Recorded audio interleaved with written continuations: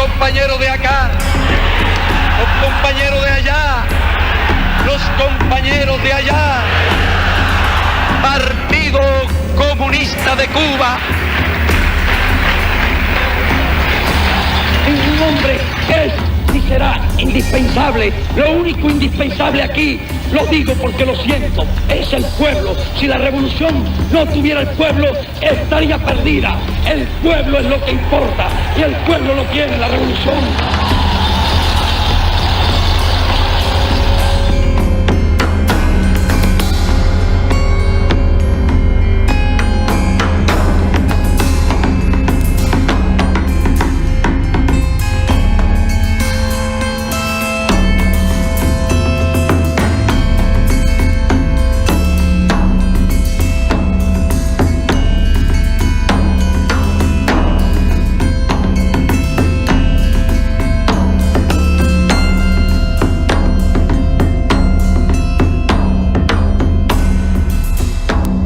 Un misterio que se puede perfectamente, como todos los misterios de los grandes hombres, develar en el transcurso del tiempo. Tal vez la generación nuestra aún no logre encontrar todas las razones que motivan que Fidel haya tenido con Venezuela una relación tan singular. Empezando porque fue, al parecer, el primer país que visitó. Fue en el año 48 cuando Fidel por primera vez hace un paso rápido por La Guaira y Caracas. Con 21 años, estudiante de Derecho de la Universidad de La Habana, viaja a Bogotá para, junto con otros dirigentes estudiantiles de América Latina, organizar un evento estudiantil continental contra el colonialismo.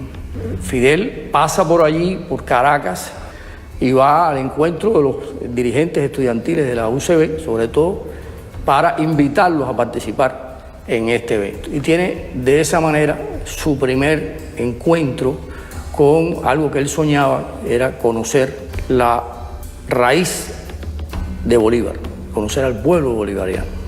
Eso lo impacta a él muchísimo y llega así a Bogotá con la fuerza espiritual de haber pisado la cuna, como le llamó Martí, de nuestra América, Venezuela.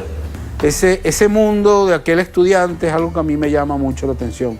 Como me llama la atención en los estudiantes venezolanos, es decir, en la generación del 28, es decir, una cantidad de dirigentes estudiantiles que se plantearon un mundo diferente.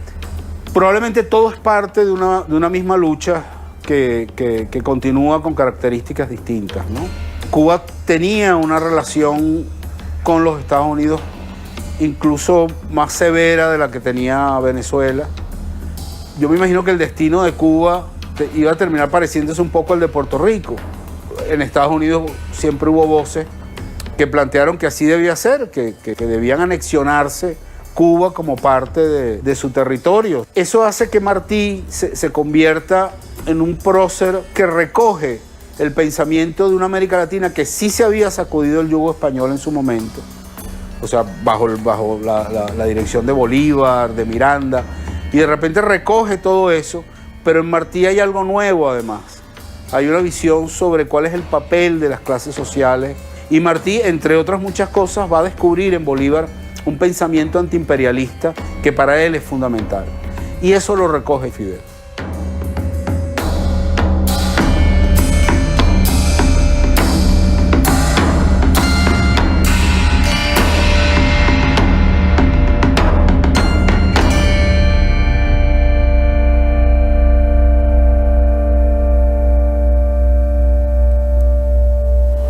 Si yo hiciera una película sobre Fidel, sería una película chalbodiana que empezaría en un burdel.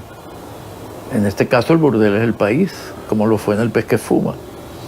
Y entonces este hombre entra al burdel y dice, hay que terminar con esto. No podemos seguir vendiendo el país. No podemos seguir aupando esa prostitución de vendernos a un imperio. Y empieza su lucha. Así empezaría la película.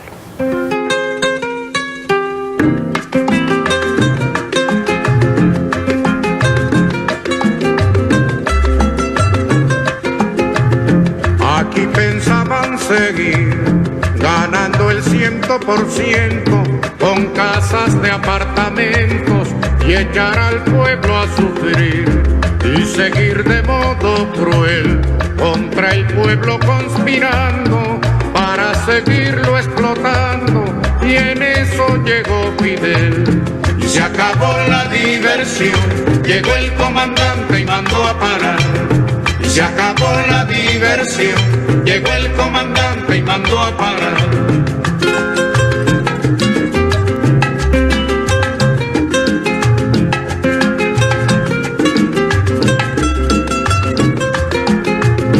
Aquí pensaban seguir, tragando y tragando tierra, sin sospechar que en la sierra se alumbraba el porvenir, y seguir de modo cruel la costumbre del delito, hacer de Cuba un garito, y en eso llegó Fidel. Y se acabó la diversión, llegó el comandante y mandó a parar. Y se acabó la diversión, llegó el comandante y mandó a parar. Radio Continente tenía Radio Continente entraba en contacto, ¿cómo se llama eso? Como una red, pues entraba en contacto con Radio Rebelde. Es decir, nosotros escuchábamos todas las noches a Radio Rebelde a través de Radio Continente, y por supuesto nosotros seguíamos a plenitud, no había propiamente televisión, lo que existía era la radio. Y para los venezolanos era Radio Continente, que era decir Radio Rebelde, que era decir la gesta de Fidel y de sus compañeros. Recuerdo con mucha intensidad, con mucha emoción, que es el día que se sabe que Fidel había triunfado, el 31 de diciembre, cuando se supo de la victoria del ejército rebelde, y después el día 8, con la entrada de Fidel a La Habana. Fue un jolgorio en este país, era como que se hubiese triunfado una revolución en Venezuela. Cuando se logra el triunfo de la Revolución Cubana, se abrió un faro que alumbró todo el continente. Ya no era la falta de esperanza, se demostró que en una isla a 90 millas del gran poder imperial era posible conquistar la libertad, conquistar la independencia y avanzar dentro de una estrategia mirando hacia su pueblo y mirando hacia los pueblos del mundo.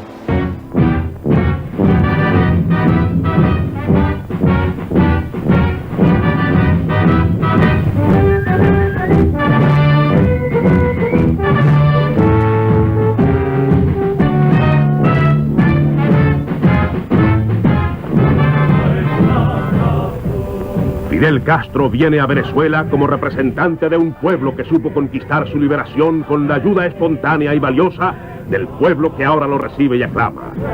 No quiere que vean en él a un caudillo, a un líder ni a un general triunfante.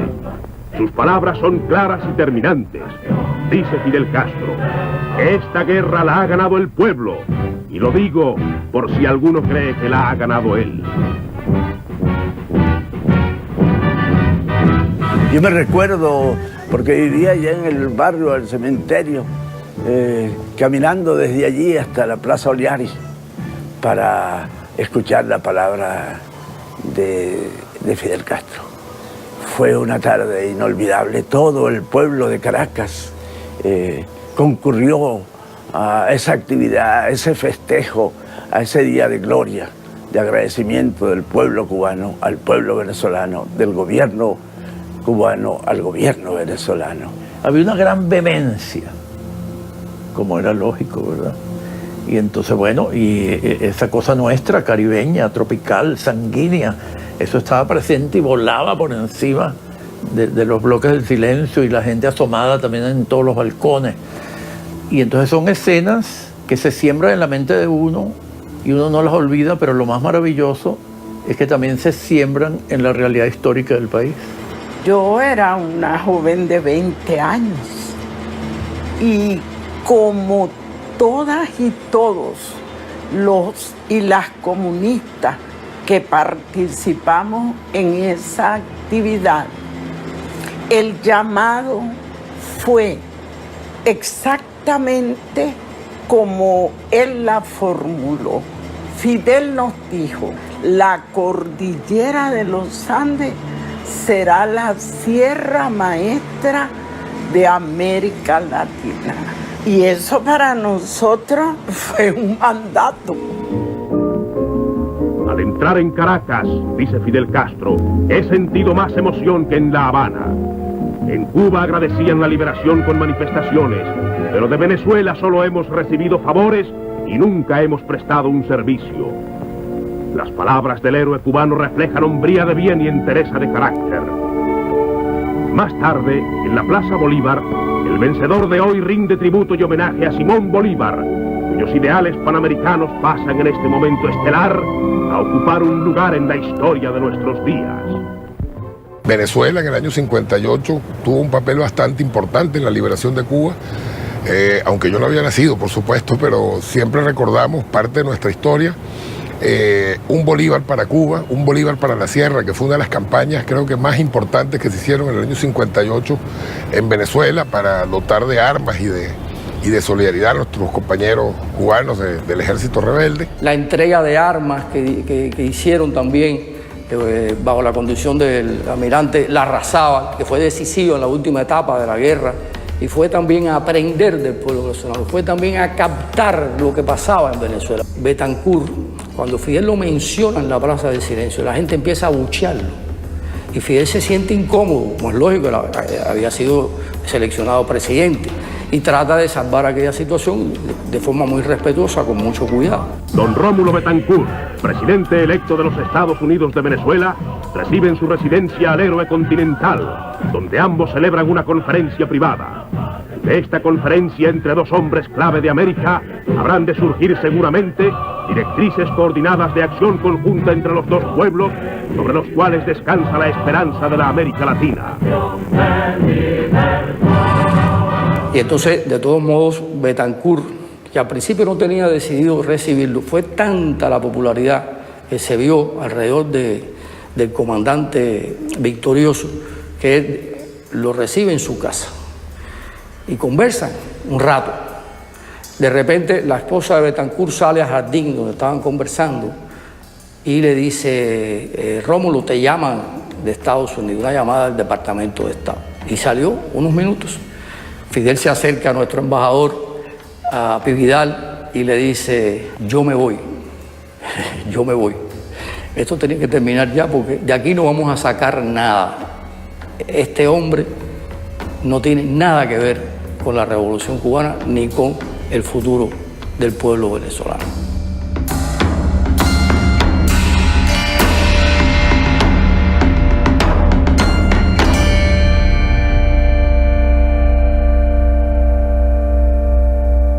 Eso no se reflejó en las elecciones, pero la mayor parte del país tenía muchas dudas respecto a Betancourt. Unas más intensas, las que provenían del campo de la izquierda, pero también en sectores medios de la población, etcétera, había mucha reserva con Betancourt.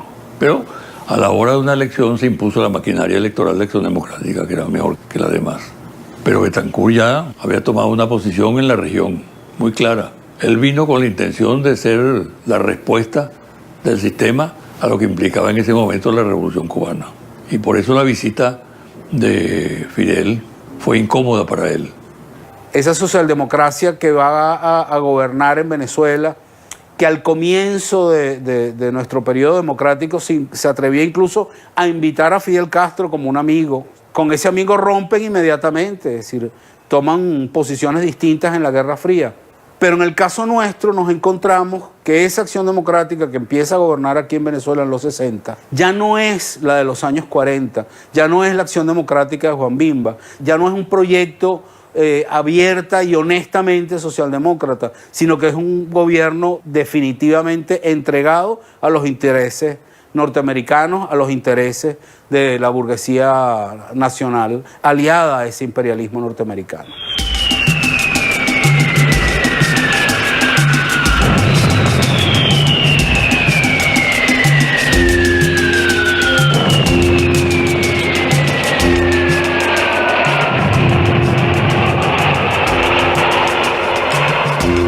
The United States is involved across the world our government imposes its rigid view of the world in Vietnam, in the Dominican Republic, elsewhere. Quedan nacionalizadas todas las empresas de la compañía eléctrica,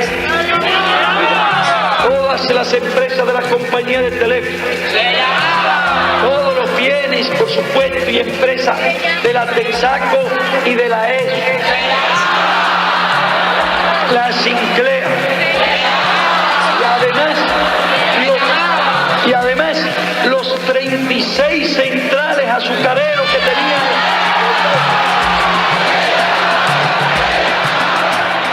Ya inmediatamente empezamos a organizar los grupos para la lucha armada, a influir dentro del Partido Comunista para que se tomara la decisión de irnos a la montaña, y en poco tiempo ya había aquí frentes guerrilleros en diferentes partes del país. La presencia de la Revolución Cubana fue un hecho que conmovió no solamente a la sociedad venezolana, sino a toda la sociedad latinoamericana. No por casualidad surgieron movimientos armados, no solamente en Venezuela, de carácter rural y de carácter urbano, sino en toda la geografía política. Tú revisas el mapa político de la América Latina para aquel entonces, 1960, 61, 62, y en todos hubo movimientos armados de carácter insurreccional por parte de vanguardias muy radicalizadas, desde el movimiento estudiantil y de sectores avanzados del movimiento obrero. Y hay que explicarse muy bien el fenómeno a través de lo que venía haciendo Estados Unidos en la región, la invasión a Guatemala, la política represiva que auspiciaba directamente Estados Unidos en la región. No tuvo que hacer ningún esfuerzo la Revolución Cubana y Fidel Castro para que la imagen de ese movimiento, lo que significaba el heroísmo de esa lucha, tuviera el impacto que tuvo.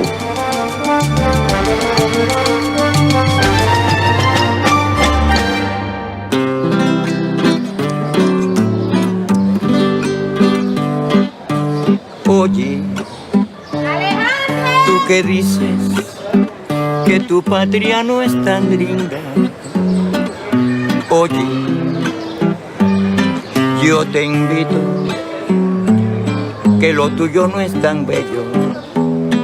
Yo te invito a que busques por el mundo otro cielo tan azul como mi cielo, una luna tan brillante como aquella que se filtra en la dulzura de la caña,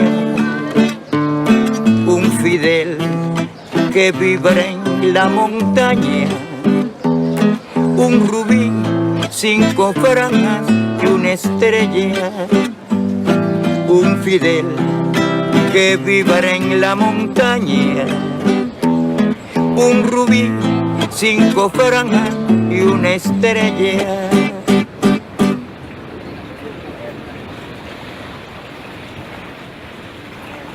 La lucha armada en Venezuela fue muy heroica, fue muy sentida por sectores populares, pero el conjunto de la sociedad, e incluso de sectores progresistas, no la acompañó. Eso no les dice de los combatientes de esa época. Por el contrario, creo que los enaltece, porque a pesar de que las circunstancias le eran totalmente adversas, perseveraron, incluso pagaron con su vida. Nosotros somos testigos directos.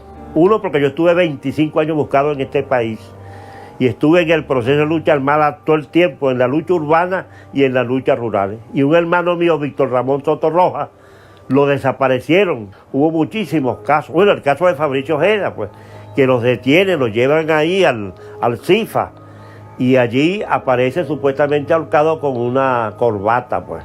Eso es imposible, ningún revolucionario atenta contra su vida. Gran conmoción causa la noticia de la muerte de Fabricio Ojeda.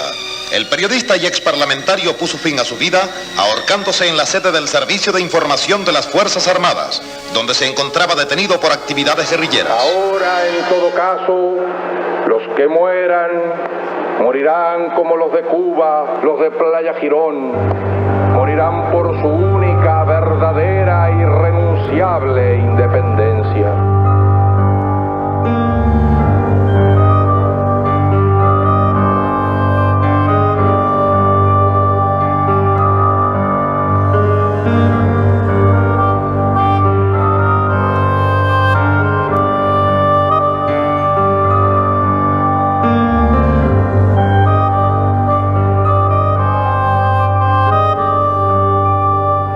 Si queremos expresar cómo aspiramos que sean nuestros combatientes revolucionarios, nuestros militantes, nuestros hombres, debemos decir sin vacilación de ninguna índole que sean como el Che. Si queremos expresar cómo queremos que sean los hombres de las futuras generaciones, debemos decir que sean como el Che. Si queremos decir cómo deseamos que se eduquen nuestros niños, debemos decir sin vacilación, queremos que se eduquen en el espíritu del Che. Yo tengo una imagen de mi papá muy limpia, que es él en el cuarto de mi mamá y él. Mami está con una ropa como de casa, ¿no? De estar en casa. Y tiene a mi hermano menor, la cabecita de mi hermano menor sobre su hombro. Y yo estoy abajo mirando la escena. Y yo siempre cuento esto y la estoy viendo en imágenes. Es decir, mi papá está detrás de mi mamá, está tocando con una mano muy grande la cabecita del bebé, pero tiene que haberla tocado con una ternura extraordinaria para que una niña de 4 años y medio apenas pueda recordar hoy, tantos años después, esa imagen. Esa es la única que me queda así casi pura, limpia, solo mía. Las demás tienen muchas mezclas de información de este, del otro, y hay muchas imágenes que quedan, por supuesto, con Fidel. Es decir, en la Plaza de la Revolución estamos los tres, está mi papá, está Fidel, estoy yo en el medio pequeñita, pero estoy en los brazos de Fidel, no en los de mi papá. Me voy tranquilamente a los brazos de mi tío, tranquilamente, es decir, como si siempre hubiese esa comunicación, ¿no?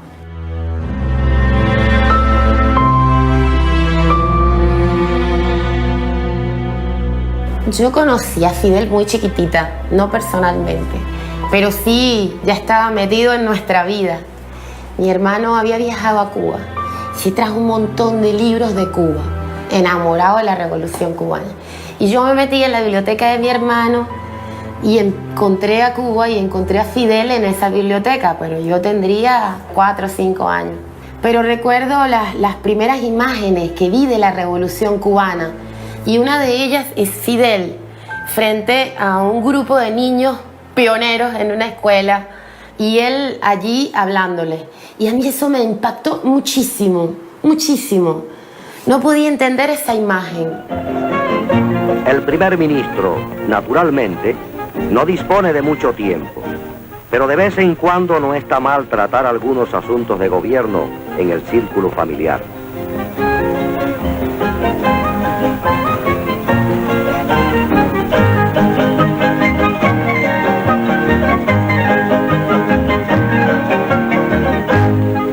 Para vosotros se asaltó la fortaleza de Moncada. Para vosotros desafió la tempestad el pequeño Granma y murieron los hombres en la Sierra Maestra.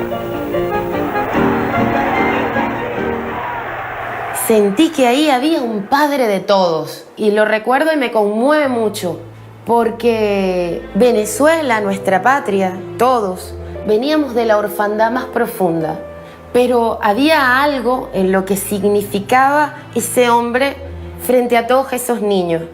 Yo sentí algo que no sentía, ahí había una patria, pero a mí me generó un vacío, no sentir que eso lo teníamos aquí, que no había un hombre como ese, hablándonos a todos, que estábamos solos.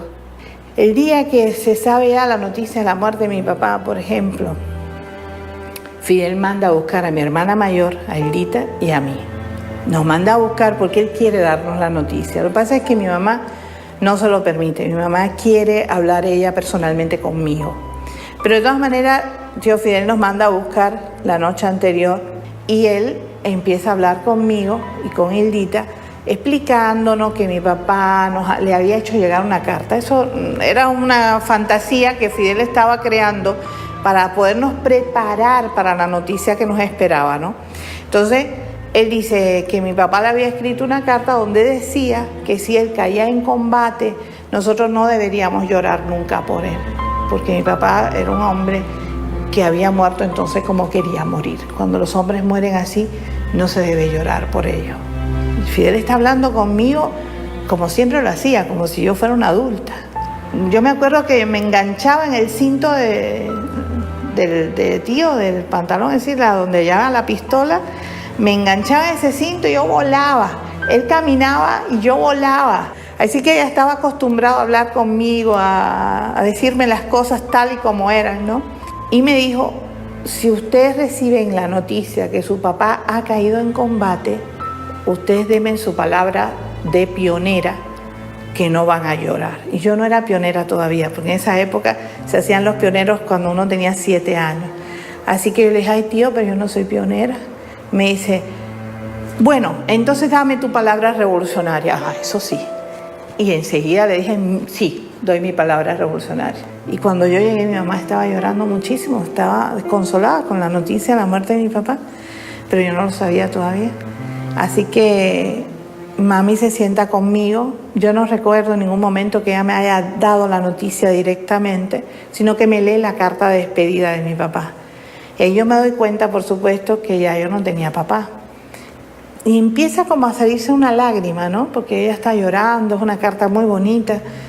Y me acuerdo de mi tío. Y yo me doy cuenta, por supuesto, que ya yo no tenía papá.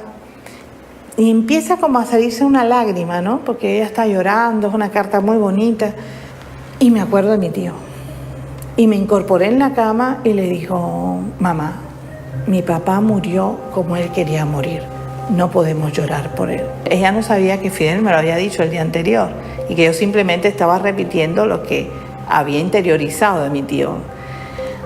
Siempre lo he querido como un padre, de verdad. Yo creo que me esforcé siempre en ser buena alumna, buena estudiante, tener las mejores notas, precisamente para que él sintiera orgullo de que yo también era un producto suyo, ¿no? Yo me acuerdo que una vez yo tuve que escribirle una carta a Fidel, o quise escribirle una carta a Fidel respondiendo a una que él me mandó. Y yo me di cuenta que cuando yo escribí la carta, la escribí toda en tú. Fidel, tú tal cosa, tú tal cosa, tú tal cosa. Y cuando yo termino de escribir la carta, yo me doy cuenta que la carta, yo digo, ya va, yo le estoy escribiendo a Fidel, o sea, debería escribirle de usted. Y sabes que decidí que no, que le escribía de tú, porque Fidel es eso, es entrañable. No le puedo decir usted porque no es extraño, no le puedo decir usted porque ni siquiera es viejo, porque no hay nadie más actualizado que Fidel. Entonces no pega el usted. Y tenemos a Fidel vivo y lúcido, todavía escribiendo, iluminándonos, dándonos consejos. Quizás a veces no valoramos eso, no nos damos cuenta de que es como una enciclopedia, como un libro abierto, pero mucho más, porque un libro contiene solo un pedacito de la historia, en cambio que Fidel es el contenedor de grandes, de inmensas historias de la humanidad y está ahí. Y además todavía está ahí procesando eso y procesándolo en una línea de tiempo. ¿Usted dice que usted es hermano de Fidel? ¿Por qué usted dice que usted es hermano? Porque yo soy hermano del general Martí y Fidel es hermano del general Martí también, porque él hizo las veces de Martí.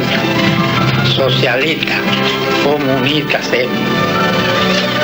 y yo muero por Fidel. Así como estoy que no puedo arrengado, si se ofrece yo gateando camino. ¿Pero usted no lo conoce? ¿Usted no Yo lo vi una vez. ¿Dónde lo vio? Ahí abajo en la playa. ¿A quién se parece? ¿A quién se parece? Yo no me acuerdo bien a quién se parece. Pero no sabe que a mí me confunde muchísimo con él. Bueno, y se parece. Me siento parecido. Es por la barba. barba y eso. Le voy a proponer una cosa, fíjese.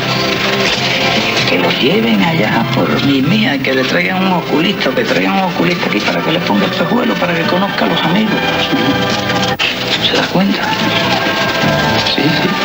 Así que somos hermanos y usted no me conoce. ¿De Fidel? Sí. Bueno, usted sabe. ¿De Fidel? Sí.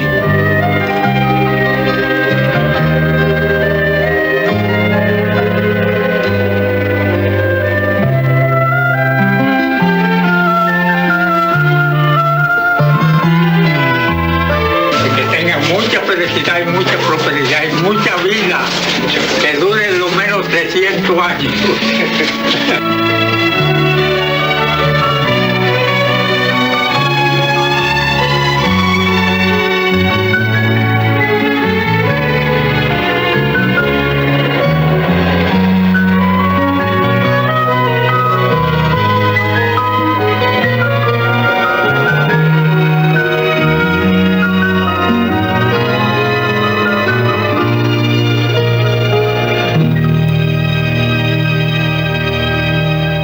Habían terminado de filmar en Playitas. En aquella época Fidel fumaba tabaco. Y le dice Santiago a Fidel, usted sabe que cerca de aquí vive Salustiano, que fue el niño, que de niño conoció a Martí. ¿Por qué no se murió? Vamos hasta allá. Y Fidel dijo, vamos. Fueron a casa de Salustiano. Salustiano le iba. Cuando llega, lo que le quedaba de película a Iván Nápoles eran 800 pies. ¿Qué hago? Y entonces Salustiano no veía bien. Fidel empieza a hablar con él y se dan cuenta de que él no identifica con quién está hablando. Fidel hace de periodista, entrevista a Salustiano. Lo que Santiago hizo, que iba Jerónimo Labrada, actual director de la Escuela de Cine, que era sonidista, que sigue siendo un excelente sonidista, grabó todo, de arriba a abajo. Y después, Iván Nápoles, ese camarógrafo estrella, que le leía el pensamiento a Santiago, siempre se lo decía, filmó aquellos pedazos que había que filmar allí en aquel momento. Y aquellas manos temblorosas de aquel hombre. Y al final es la voz de Salustiano, Fidel caminando por Playita, con su gran tabaco. Y Salustiano le dice, yo quiero que usted viva 200 años. Y si hay que pelear, así de rengado como yo estoy, arrastras, yo voy y peleo. El cine latinoamericano, la única ventana que tenía, entre otras, era el Festival de La Habana. No había otro sitio donde ver cine latinoamericano. Y eso se daba, entre otras cosas, porque a comienzos de los 60, un cine cubano planteó una alternativa distinta a lo que se estaba haciendo. La industria mexicana ya venía en picada, la industria argentina prácticamente había desaparecido, que eran los dos pilares del cine en Latinoamérica. Y de repente aparece este cine cubano, un cine con un planteamiento estético interesante, un cine que toca temas que antes no se tocaban, y de repente un Estado que está dispuesto a apoyar ese cine. Yo creo que eso fue fundamental. Eso no ocurría en ningún otro país de Latinoamérica. Alguien recientemente me hizo una pregunta, una periodista norteamericana, que cuál era nuestro interés. ¿Qué interés teníamos? Porque ellos siempre detrás de todo está viendo un interés de Cuba en hacer esto, grandes gastos para la Escuela Internacional de Cine y Televisión. Claro que todos tenemos un interés. Yo tengo el mismo interés que tiene Gabriel García Márquez, y el mismo interés que tiene Birri, y el mismo interés que tiene el Comité de Cineastas Latinoamericanos. De eso hablamos nosotros en la clausura del 7º festival. Esto es una lucha por la liberación de nuestros pueblos, para liberarnos quizás de uno de los mecanismos más infernales con que cuentan los opresores, que es el monopolio de los medios masivos de comunicación. Si lo político no sirve para lo cultural, lo político no sirve para nada, porque la cultura es primordial. Fidel es el que inaugura el ICAIC. El ICAIC es obra de Fidel, como la Villa del Cine es obra de Chávez. Yo fui a la inauguración de la Villa del Cine con Chávez, él me invitó. Y Chávez me invitó a UNEARTE. Cuando él convierte el Ateneo en UNEARTE, él me invitó y yo estuve presente en esos dos momentos tan importantes en la historia de la cultura venezolana. Siempre que se hace una historia, se habla de un viejo, de un niño de sí, pero mi historia es difícil. No voy a hablarles de un hombre común. Haré la historia de un ser de otro mundo, de un animal de galaxias. Es una historia que tiene que ver con el curso de la Vía Láctea. Es una historia enterrada, es sobre un ser de la nada.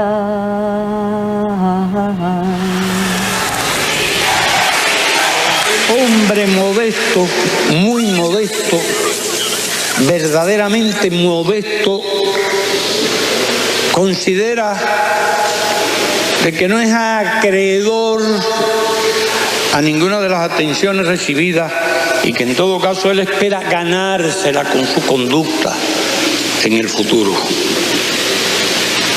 Pero quien se pasó 10 años educando a oficiales jóvenes, educando a soldados venezolanos en las ideas bolivarianas, podemos decir que es acreedor a estos y a muchos mayores honores. Hay en este momento un huracán de emociones, de ideas, de pasiones y de sentimientos cruzando mi mente y anidándose en el alma de soldado, de revolucionario, de latinoamericano. Algún día esperamos venir a Cuba en condiciones de extender los brazos y en condiciones de mutuamente alimentarnos en un proyecto revolucionario latinoamericano, imbuidos como estamos desde siglos hace en la idea de un continente hispanoamericano, latinoamericano y caribeño integrado como una sola nación que somos. No es aventurado pensar desde el punto de vista político en una asociación de estados latinoamericanos. ¿Por qué no pensar en eso? Que fue el sueño original de nuestro libertador. Son pensamientos que no caben encerrados en un libro. Están ahí, latente arriba de uno, en el éter, en la vida, en lo que tú respiras. Yo diría que lo primero que estuvo ante mí de Venezuela fue su historia. Aprendíamos en la escuela, sobre todo en la edad de oro de José Martí, la poderosa semblanza de Bolívar. Y siempre para nosotros era una ilusión, en mi generación, poder algún día hacer ese viejo camino de La Guaira y llegar hasta la plaza donde está el monumento ecuestre de Bolívar, al que Martí refiere. Pasó el tiempo y pasó, y volví a Caracas por invitación del Ateneo. Y en la conferencia que estaba brindando sobre José Martí, de pronto hubo una dispersión en el público, y me pregunté por qué. Alguien me dijo que allí, sentado en la última fila, estaba Hugo Chávez. Entonces me levanté resueltamente y fui, y lo llamé con el nombre que yo sé que para él era clave. Y vi a aquel joven con el rostro del que acaba de salir de un martirio probatorio como Martí, que fue la cárcel, y que sereno se puso de pie y yo le dije, May Santa, y me abrazó. Entonces, a partir de ahí, comenzó una relación. Yo hablé con él y cuando regresé a Cuba le transmití al comandante Fidel, primero al comandante Manuel Piñero y luego a Fidel le transmití la imagen del hombre que había conocido. Poco después, Fidel decide invitar a Hugo Chávez a Cuba. Fue él. Inicialmente la invitación era para que él viniera a la Casa Simón Bolívar a ofrecer una conferencia. Es lo que yo creía. Chávez incluso me pregunta, ¿y tú crees, estando en Caracas, cuando yo le hablo de la invitación, ¿tú crees que pueda saludar a Fidel? Y yo, como diplomático al fin, en ese papel, con esa gorra, le digo, mira, yo la trataba de tú, desde el primer momento me dijo que nos tratáramos de tú y así nos tratamos. Incluso me pidió, y siempre lo traté así, de Hugo, ¿no? En privado. Era su deseo, como con tantas personas, que él lograba ese toque personal en la relación tan hermosa. Y entonces yo le dije, mira, yo no te lo puedo garantizar. Y verdaderamente yo no sabía. Estuvo presente en el momento en que el avión se acercó al protocolo del Consejo de Estado. Saliéndose de su derrotero habitual, él venía en un vuelo comercial y no esperaba lo que vio sobre la pista. Estaba Fidel como una estatua, esperándolo, rodeado de algunos de sus colaboradores y nosotros a alguna distancia. Y se produjo el abrazo y el encuentro. Y tuve la oportunidad de estar presente en aquella conversación en que ambos se reconocieron. A partir de ese momento, pude tener el privilegio de gozar de un nuevo y gran amigo, que fue Chávez. Y Fidel, desde luego, vio en él un genio, un elemento, una llama en su espíritu que ya nunca se apagaría.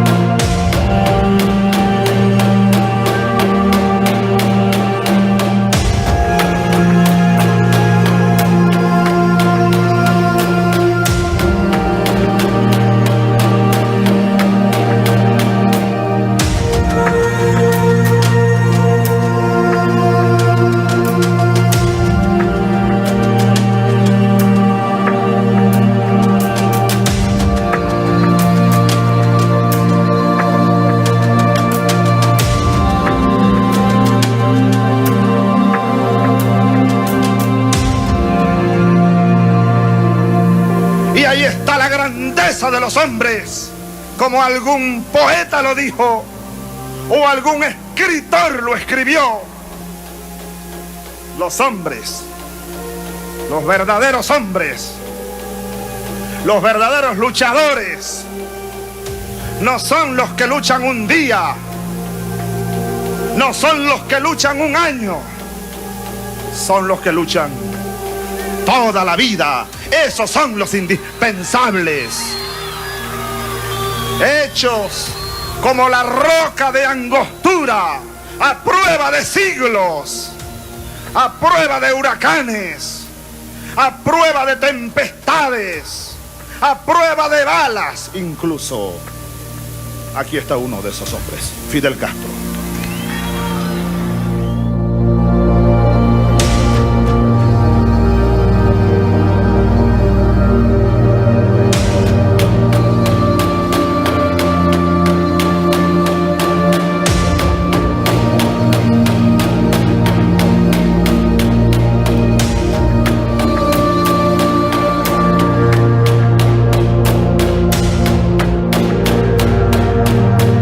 Tengo una colección enorme de libros de la historia de Miranda. Claro, no he podido leerlos todos, pero me gustan mucho las cosas que veo allí. Desde Miranda, el precursor, y después Bolívar, el libertador. Siempre lo tuve entre los más grandes hombres de la historia. Entre los más grandes hombres, de los grandes hombres de la historia. Póngame en el lugar 40.000. No, yo sigo siempre una frase de Martín mucho, me gusta mucho. Cuando dijo que toda la gloria del mundo no cabe en un grano de maíz.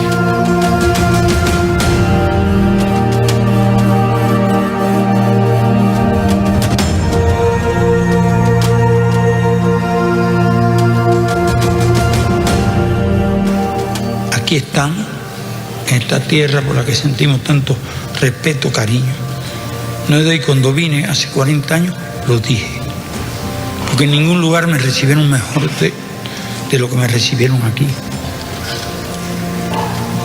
Con tanto afecto, entusiasmo. Lo único que me puede avergonzar es que yo estaba realmente en kindergarten cuando le hice la primera visita a ustedes.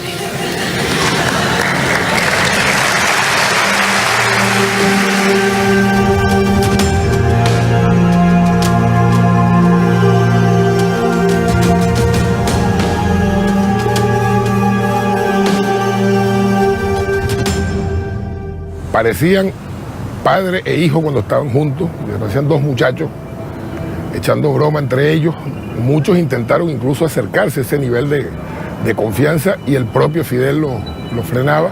Era una relación demasiado fraternal que rompió además con todos los protocolos que podamos conocer. Creo que todos debemos recordar aquellos famosos juegos de béisbol Cuba-Venezuela, donde se echaban bromas los unos a los otros, donde Chávez todavía insistía en que le había ponchado a Fidel en ese histórico juego del Estadio Latinoamericano, donde Fidel todavía insistía de que él no lo habían ponchado y que él llegó a primera.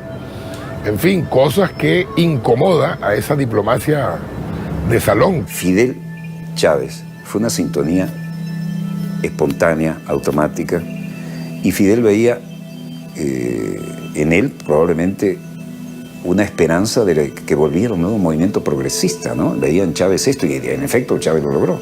Ahora, yo no lo veo sino como dos gigantes, cada cual en su momento histórico, cada cual en su magnitud propia, pero que hicieron historia juntos también, ¿no? Y hubo inspiración, obviamente, en la gesta de Fidel, en Chávez, no puede haber sido de otra manera. En su concepto de revolución deja definido muchas cosas importantes en un periodo definitorio de la Revolución Cubana, que fue el periodo especial, cuando casi nos quedamos solos. Y es cuando nace la esperanza, es cuando nace el ALBA, es cuando nace la Revolución Bolivariana de Venezuela, es cuando se lleva a la imagen de Fidel y la confianza de nuestro comandante en jefe en la figura del comandante Hugo Chávez. Porque la relación de Fidel y de nuestro comandante Chávez no era una relación de estatistas, ni de protocolos, ni de gente, digamos esa diplomacia en la que estamos acostumbrados a ver la relación entre presidentes y mandatarios, ¿no? La relación del comandante Fidel con nuestro comandante Chávez era una relación que es como el amor perfecto.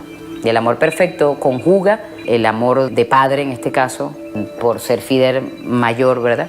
El amor de hijo, el amor de camarada, el amor de compañero, el amor entre humanos que persiguen un mismo camino y que luchan por una misma razón, el amor de quien admira el conocimiento, la obra y el empeño uno del otro. El amor de ellos dos era un amor además muy recreado en la naturalidad, la espontaneidad y la autenticidad de ellos dos. O sea, ellos dos se relacionaban como ellos dos eran.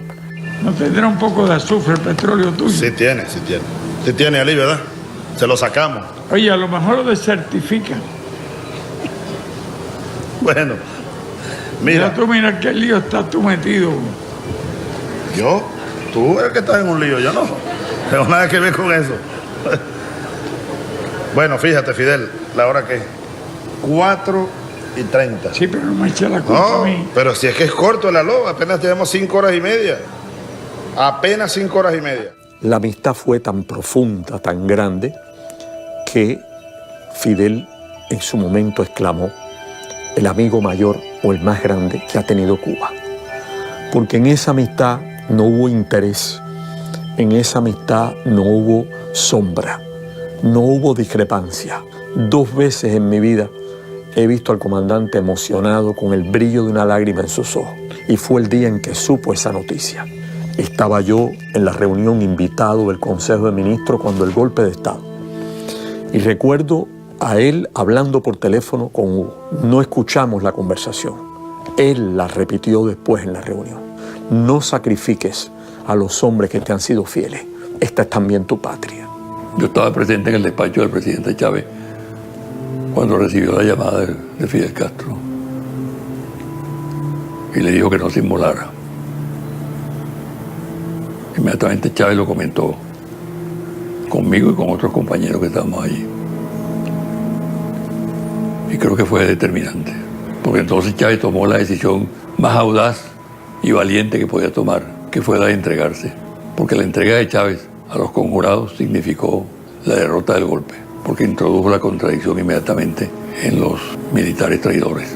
Y eso se cumplió y el pueblo venezolano hizo la labor necesaria para restituirlo al poder político, desde el cual se pueden hacer las revoluciones. Desde abajo se puede conspirar, se puede luchar, se puede soñar, pero únicamente desde el poder se puede transformar la sociedad y la historia. Más allá de la muerte, que es un tránsito indispensable, les recuerdo siempre en la oración dramática y emocionada ante el Cristo de la Grita. Y les recuerdo también, cuando ya muy enfermo, me mandó a buscar para entregarme el escapulario de Maíz Santa y restaurarlo. Se lo devolví restaurado y le llevé una Biblia de regalo porque ambos compartíamos la fe cristiana. Y cuando llegué a verlo, estaba allí Fidel y su esposa, Dalia. Y Fidel dijo, 2 cristianos que se encuentran. Y yo le entregué mi Biblia preciosa que tenía desde muchos años. Y me dijo, sí, Fidel, porque esta noche quiero rezar.